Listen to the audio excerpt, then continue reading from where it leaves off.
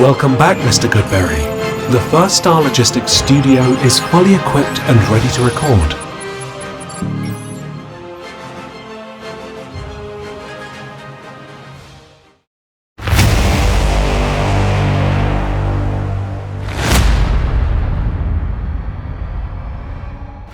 Welcome to Bengals on the Brain, episode 72, presented by First Star Logistics. I'm your host, Joe Goodberry.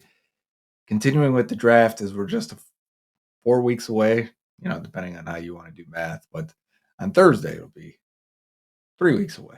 Time is flying, which means the news we're going to get now, and as we are in the last month, we'll get the top 30 visits is what it's called in the media. It's just a 30 visit. You have 30 players you can invite to your facility, go out to dinner with, things like that. It was reported, as I'm recording this today, that Mason Smith, the defensive tackle out of LSU, is one of the Bengals' 30 visits. We'll see this a lot now over the final 3 weeks.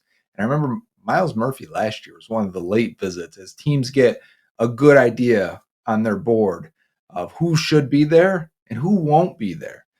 And I think because you have a good idea from January to March, but once you get the coaches involved, the coaches are watching, you get together in the war room, everyone's conversating, you're going through mock drafts, and you're saying, all right, would we take this guy at 18? Yes or no?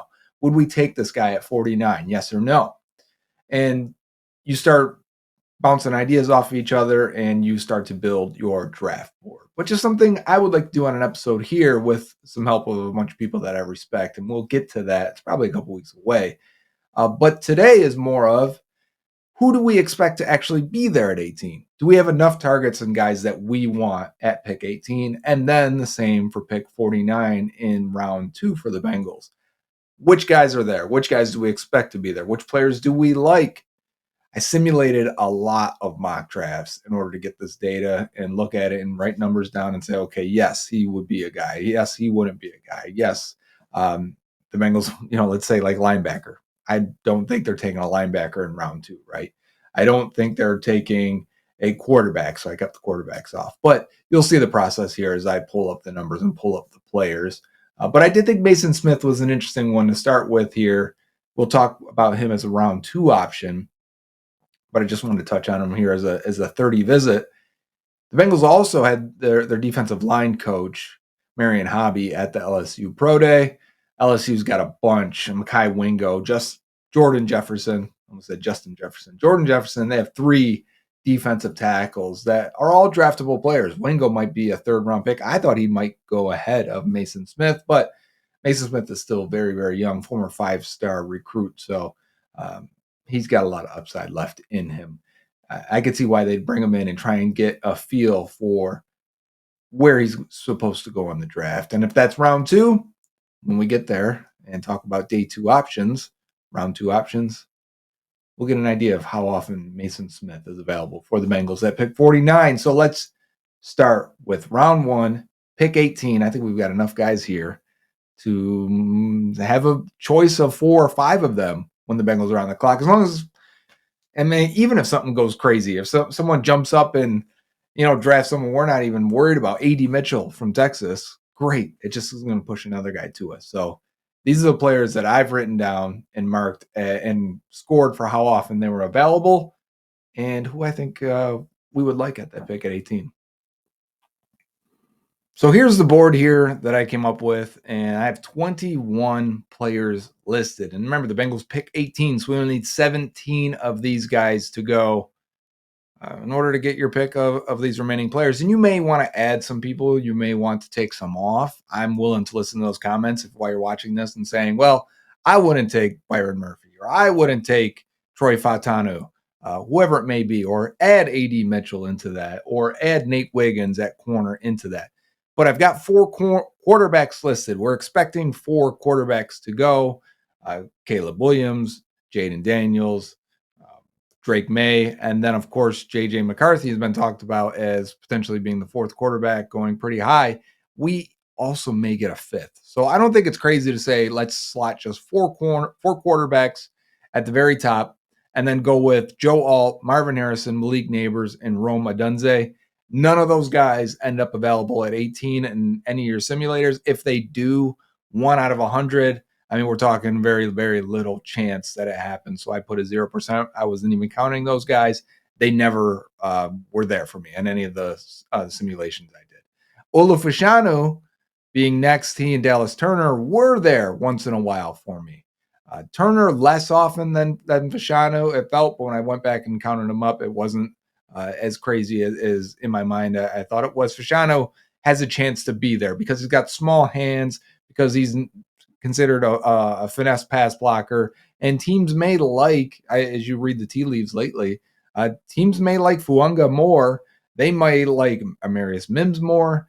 They even may like Troy Fatanu more. So, I mean, because I think those guys, like Fatano is he's going to be a 24-year-old rookie. I think people see him as a plug and play, ready to go right now situation where he could fit in there. And then Dallas Turner, I think a lot of teams do like Jared Verse, who I didn't even list here. You may say, hey, I would take Jared Verse at 18. And then Leatu Latu could definitely be higher than Turner on a lot of boards. If he passes medicals from a former back issue, I believe it was at UCLA, he could go top 12 very easily. So I have those guys at, Dallas Turner and Fashano at 10%, meaning there's a chance. I'm not going to write it off. There is a chance that one of those guys are there. Of the elite guys, the best chance is Brock Bowers to be there with a 15%. He was, every once in a while, is a nice surprise to see, hey, Brock Bowers is still there at 18. And the teams ahead of us that I thought could take him went quarterback or went offensive tackle or went corner, like the Colts. The Saints, with Ryan Ramczyk being potentially out for the season, going offensive tackle right ahead of us. Well, fine. That just means these teams are making these decisions. I think it's really the Jets. And if it's not the Jets, then we'll see if the Jets, to me, feel like a trade back team because they lost those picks for Aaron Rodgers. They may want to recoup some of them, trade back, and they could get Brock Bowers, or maybe they trade back even further and let a team come up and get Michael Penix Jr., and they are behind the Bengals. I think that would be ideal if you're on the Brock Bowers train, which I still am. I know I want an offensive tackle. I know I want a defensive tackle if possible. But if Brock Bowers is there, I'm talking about the best slot receiver in this draft, the 4th best receiver in this draft, one of the elite offensive prospects in this draft, in a crazy wide receiver class. I'm saying he's the 4th.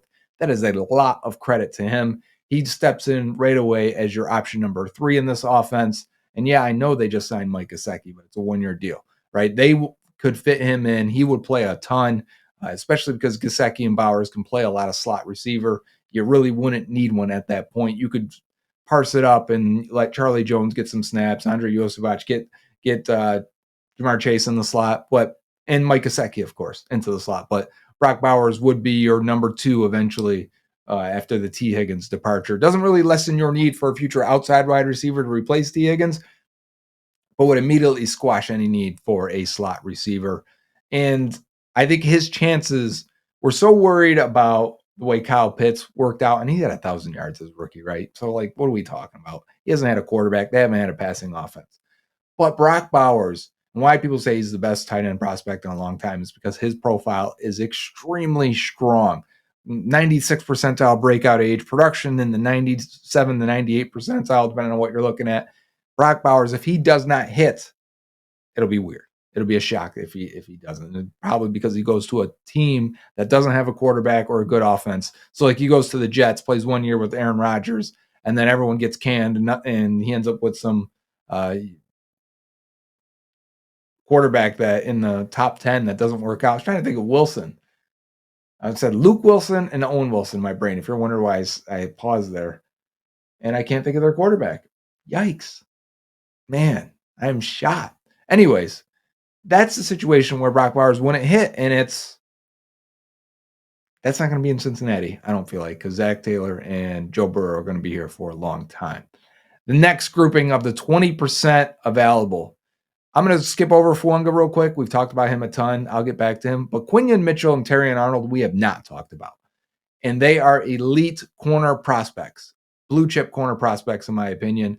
They would be top 12 picks in most draft classes. I really think the 4 quarterbacks, Joe Alt, and the 3 wide receivers being the top 8 players in this class really put a wrench in everything in terms of Dallas Turner, in terms of Quinion Mitchell and Terrion Arnold, that should be respected as top 10 players, are not being respected enough that way. And I don't think either guy is going to be there. But if they were, and again, this is the same argument I made for like Turner and Bowers. I didn't really make the argument for Turner. If he's there, would you take a Micah Parsons type DN on the other side of Trey Hendrickson? I would, and I'd figure out what to do with Miles Murphy after that. Like they're not even close as prospects, in my opinion. You take the impact player and you keep it moving. But Quinion Mitchell, we're talking about a guy from Toledo, small school, but has the length, the size, the ball skills, the production, the athleticism. He is a top 5 player on our spreadsheet in this draft class.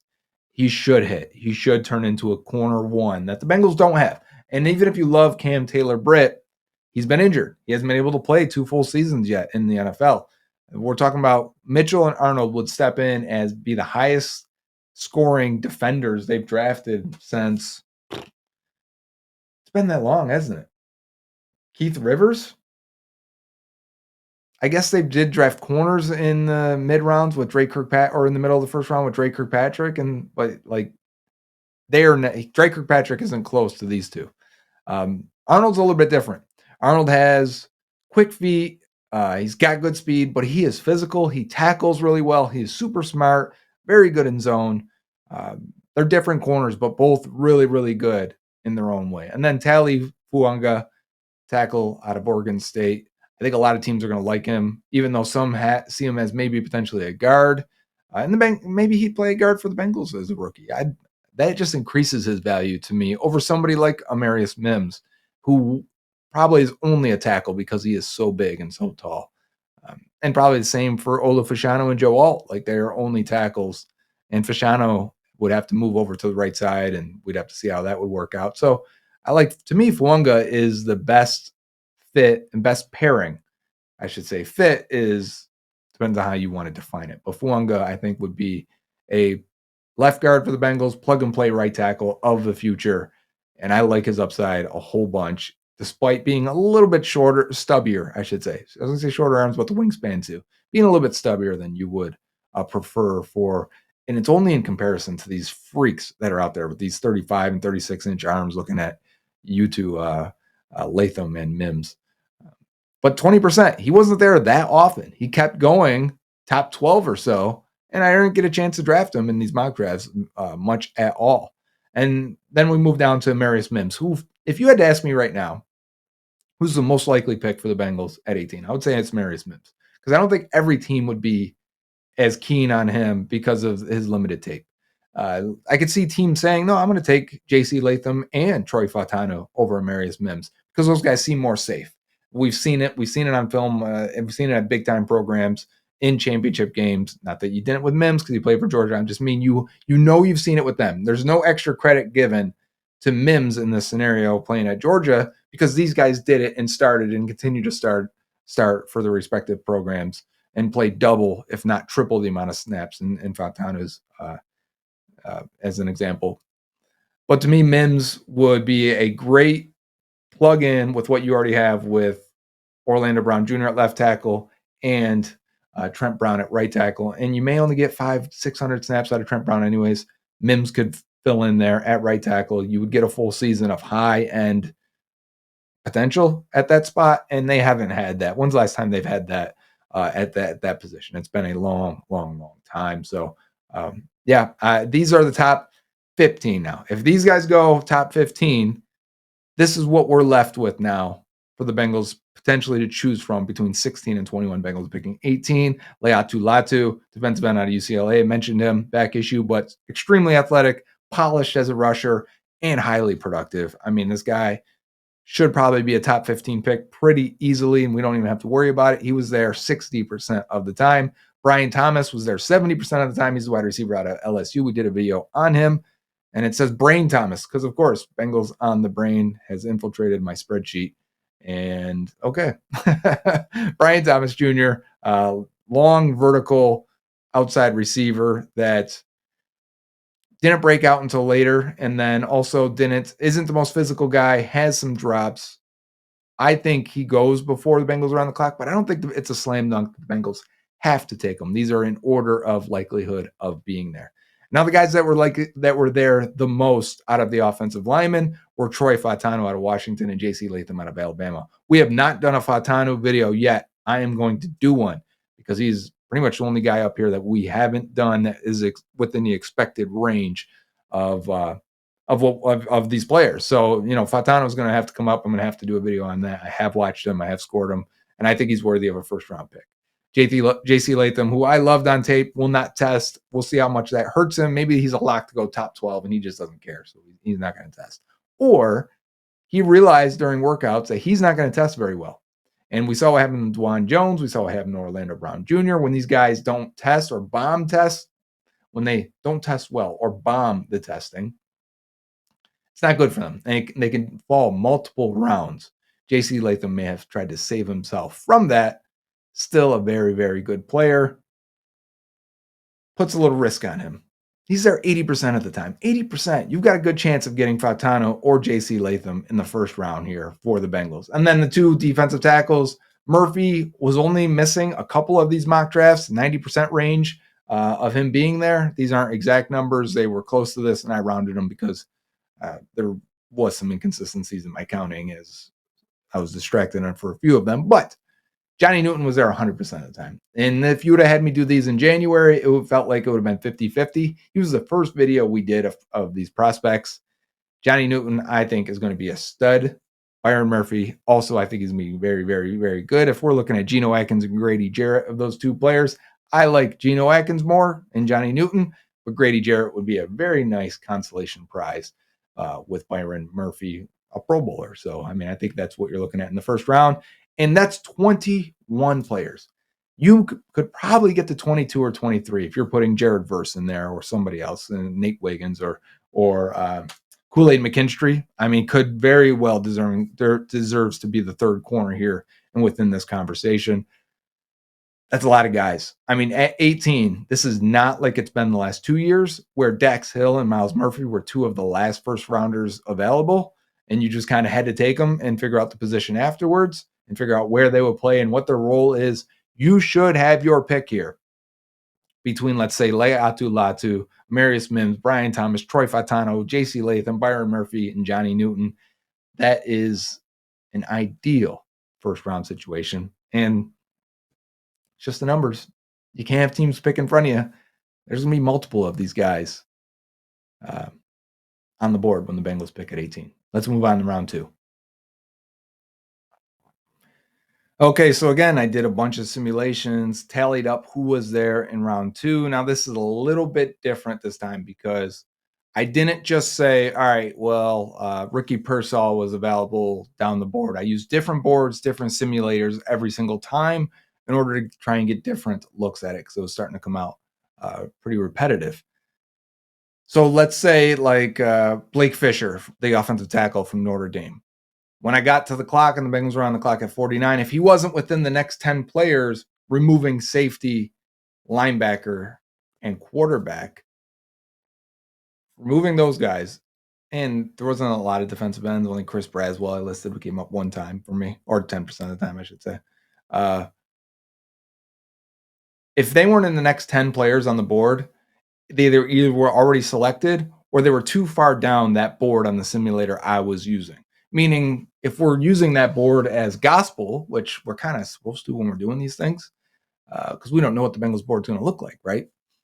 But if we take that board as that's what we were using to conduct this draft, well, then they wouldn't be in consideration because they weren't top 10 players on the board at that time when we were selecting. So either they were available or they weren't.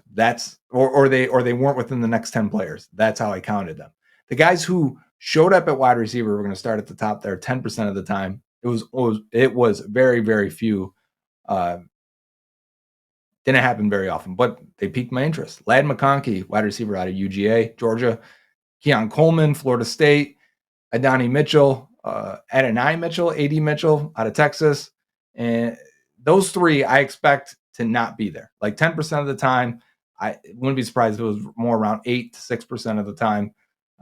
If I wanted to use the exact numbers here, I was trying to round it again to be more digestible. But McConkey, to me, seems the most likely of the three because number one, I think AD Mitchell could go in the first round and probably should go in the first round. When I watched him on tape, to me, he looked like a lot like Devontae Adams.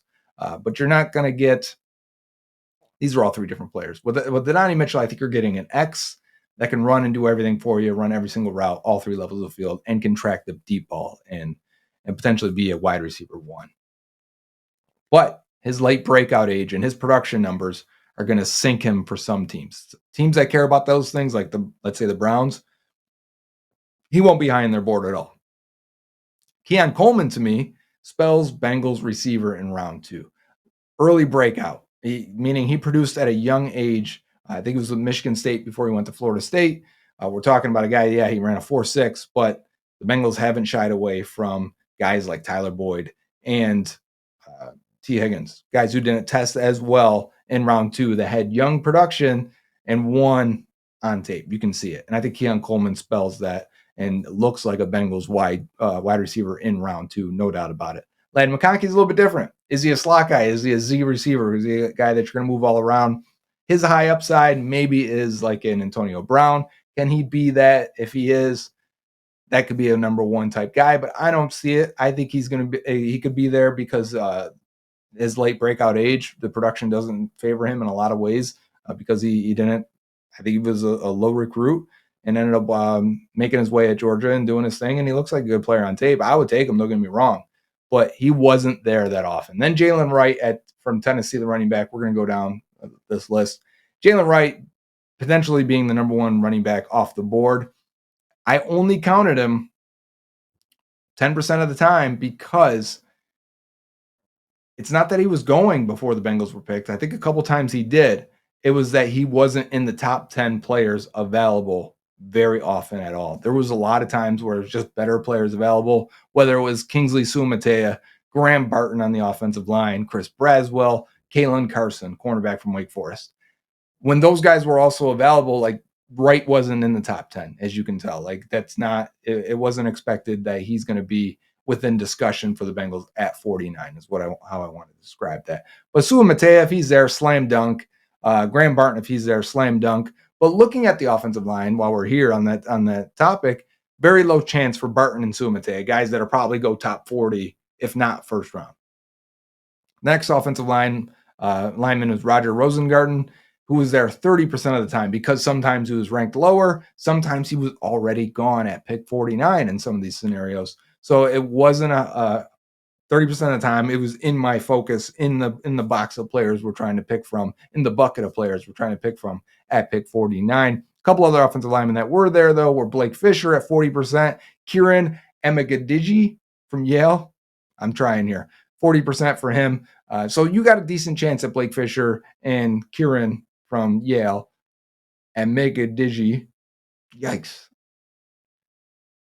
Patrick Paul, let's move on. Offensive tackle, Houston, 50%. I did not expect Patrick Paul to be there 50% of the time. The production numbers look good. The age-adjusted production looks good for him.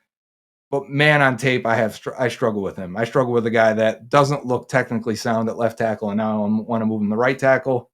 It's tough. But 50% of the time, he was there. And then the next 2 offensive linemen at 60%, Cooper Beebe, the guard out of Kansas State, could be the best interior offensive lineman in this class.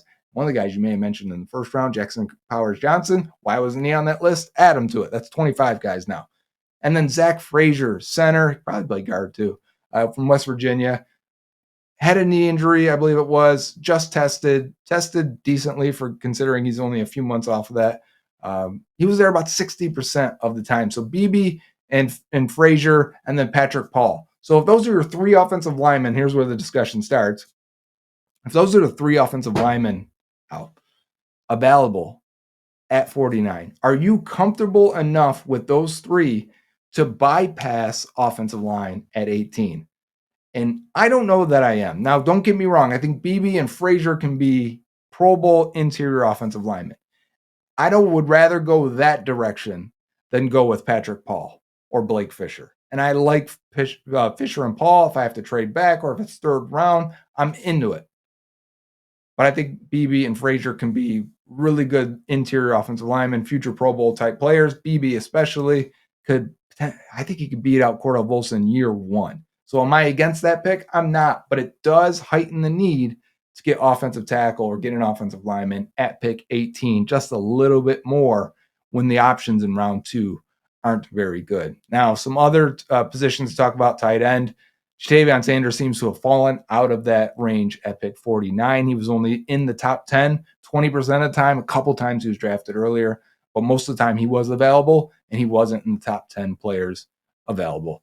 Staying with wide receiver to finish them off, because I talked about the top guys. The more likely guys there were Ricky Pearsall at 30% of the time out of Florida. I don't know that I want another slot guy that's a little bit older. We did that with Charlie Jones last year. I'd rather stay away. I'm not interested personally. We'll see if the Bengals are. Malachi Corley out of Western Kentucky, 40% of the time. I think they could be interested. We're talking about probably a slot guy, but a slot plus in terms of like a slot and a Deebo Samuel. Corley's got some thickness to him. He can run out of the backfield. You can throw screens to him. You can throw checkdowns to him and let him break tackles, let him make guys miss and do some work that way. I think the Bengals could have a lot of fun with him, especially if you have a plan. Now, the guys that were there 50% of the time or above, Jalen Polk out of Washington, I'm interested. I don't love him there at 49. Xavier Legette, though, is interesting that he was there 50% of the time for a guy. I believe he was 46 on the consensus board right now that I'm using. So that's saying that half the time he should go before the Bengals are on the clock, being 46, and that turned out being true. Even with the value of wide receiver and seeing the wide receiver run, I think it's just that there are so many of them at round 2, whether it is an A.D. Mitchell or Keon Coleman, Ladd McConkey, Ricky Pearsall, or some of the other guys here that we need to talk about, Devontae Walker, Roman Wilson. Because there are so many receivers, Legette was there half the time. And Legette, we're talking, he's a truck and with a jetpack on him, because he is thick, he's strong, he can run after the catch, he'll bowl guys over, he'll block, and then he runs a 4.39. And so you give it to him. I don't think he's A.J. Brown. I think he's Brandon LaFell with a jetpack on him. Brandon LaFell running a 4.3, 4.4, which to me would be a fun player in round 2, but I don't know that the Bengals would be as interested. The Bengals typically draft guys that played well and produced at a young age, and Xavier Legette is one of the older and worst breakout age receiver prospects in this class. I don't know that they'd be interested. So it'll be interesting to see if they pass on a guy like that because of the metrics rather than the tape where, hey, do we need a number one guy, or do we need a guy to bring some power and yak into this team? And I think he could do that, and speed too, of course. Devontae Walker, Roman Wilson, again with the breakout age. I don't think the Bengals would be interested in those type of guys in round 2. So we can pretty much rule out most of the receivers here being an option other than Malachi Corley and maybe Jalen Polk and Xavier Legette. So if we go tackle in round 1 because we don't like the options in round 2, what defensive tackles are there for us at 49 and how often? T'Vondre Sweat, 30% of the time. It's more likely he goes closer to pick 80 than it is that he goes closer to pick 40 and ahead of the Bengals. So he wasn't always there available. Sometimes he was gone. Sometimes he was out of the top 10 available players on the board. Then we get to Mason Smith and Braden Fisk. Mason Smith, who I started the show talking about from LSU. That is hit or miss. He never went ahead of the Bengals, but 30% of the time he was in that top 10 available players, and Fisk was already gone, or T'Vondre Sweat was already gone, or some of these other guys, Ruka Rororo, Michael Hall were already gone. And you were looking at like Smith and Hall, or Smith and Rororo as the two options at defensive tackle, or Smith and Sweat as the two options at defensive tackle. Mentioning Hall, 40%, Rororo, 40% of the time they were within the bucket of players we were looking at pick 49. Hall just tested really well at his pro day. We got all those numbers. He's probably in that range if you want to start with, let's say Fuanga is still there, Amarius Mims, let's say. And then Michael Hall in round 2, I don't have a problem with that. I think you get more athletic, you get some pass rush upside in the defensive tackle room that is very thin right now. I did leave the running backs in here and the corners in here. The running backs, I know a lot of people are going to say, I'm not interested in running back in round 2, but the Bengals love taking running back in round 2. Whether it's Jonathan Brooks available 40% of the time, I shouldn't say available, in the bucket 40% of the time, or Trey Benson 100% of the time he was available and in the group of players that I was looking at in the top 10 players I was looking at for the Bengals at 49.